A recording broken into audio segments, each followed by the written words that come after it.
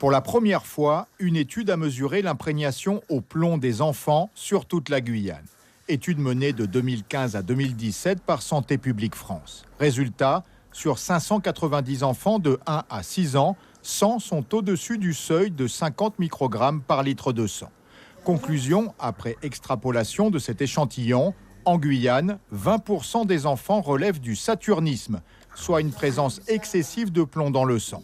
C'est 10 fois plus qu'en France hexagonale. Les taux les plus élevés ont été relevés dans le village amérindien de Trois-Sauts, sur l'Oyapock. Sur la commune de Camopi, sur 20 enfants qui ont été inclus dans l'étude, 16 ont une plombémie qui dépasse les 50 microgrammes par litre. Après, il faut savoir que Camopi, donc la commune de Camopi comprend également le village de Trois-Sauts, qui est davantage concerné par la problématique par rapport à Camopi. L'Agence régionale de santé a mené des enquêtes sur chaque cas d'enfant dépassant les normes admises et son environnement.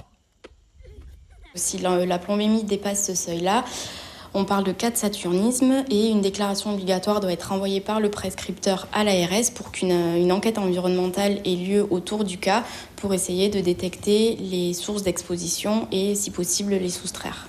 Une deuxième étude encore inédite révèle que la contamination va bien au-delà des enfants. Menée par les hôpitaux de Cayenne, Saint-Laurent et l'ARS, elle repose sur plus de 2200 échantillons de sang d'habitants des communes rurales. Résultat, 40% des personnes sont au-dessus du seuil, surtout dans l'intérieur. À Organabo, Trois-Palétuviers, Camopi-Bourg, Grand-Santi, Papaïcheton et Taluène, 60 à 90% des prélèvements sont au-dessus des normes.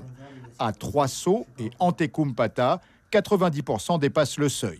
Il ne s'agit pas d'intoxication aiguë, mais des taux qui peuvent entraîner des conséquences sur la santé.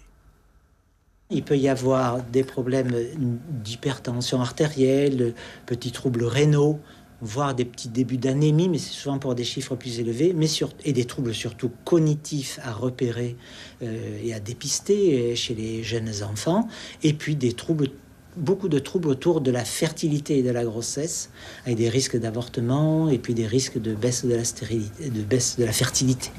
Parmi les causes possibles, une contamination au plomb lors de la fabrication du couac, la farine de manioc, un aliment de base dans les zones rurales en Guyane. À Trois-Sauts, un lien a été fait avec des râpes à manioc. Des râpes en inox doivent être distribuées, mais ce n'est qu'une piste parmi d'autres. C'est probablement autour de l'alimentation qu'il faut chercher les causes d'exposition, et de grandes pistes sont faites. Là, on a mené récemment une étude alimentaire sur Trois-Sauts, dont on n'a pas du tout les résultats, parce qu'elle vient juste de se terminer. Et on a quelques grandes pistes autour du manioc et de ses dérivés, etc. Et puis peut-être des produits de la chasse. On est en train d'investiguer un peu tout ça, car il faut être très prudent ensuite sur les préconisations à faire, bien sûr, en matière d'alimentation chez ces populations. Les études se poursuivent pour en savoir plus sur les causes de la contamination et délivrer des conseils appropriés pour que les Guyanais puissent consommer sans crainte leur couac dans le cadre d'une alimentation diversifiée.